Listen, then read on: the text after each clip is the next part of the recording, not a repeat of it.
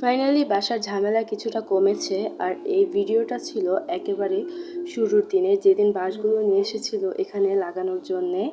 এখন ফাইনালি এইগুলো করা শেষ। তখন আমার গাছের ভিডিও নিয়েছিলাম যে আমার গাছগুলোর অবস্থা খুবই খারাপ ছিল। দেখেন তখন ফুলগুলো পোকা ধরা ছিল, একেবারে ফুলগুলো একেবারে নষ্ট হয়ে যাচ্ছিল, তখন শুরু ছিল নষ্ট হয়ে যাওয়ার। আর এই যে এটা কালকের ভিডিও, যে বাঁশগুলো অর্ধেক খুলছিল।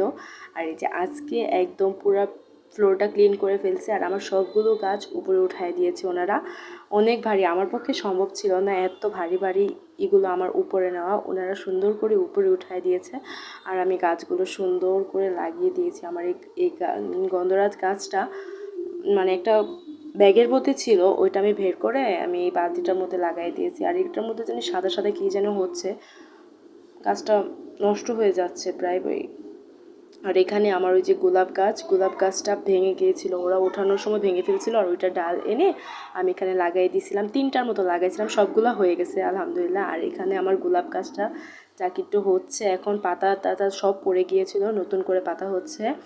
আর আমার এখন কোনো গাছেই তেমন ফুল নেই। আর এই গাছগুলো তো একেবারেই মারা গেছে, এগুলো উঠায় তারপর নতুন গাছ লাগাই দিতে হবে এখন।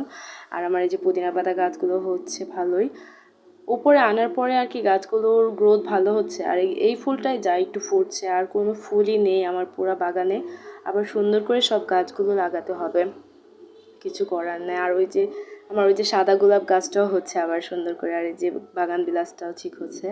আর এই যে কমলা গোলাপ গাছটা, এটাই ভেঙে ফেলছিল, আর এটা ডাল দিয়ে সুন্দর করে আমি লাগাই দিয়েছিলাম। আর এটার ফুলগুলো আবার ঠিক হচ্ছে।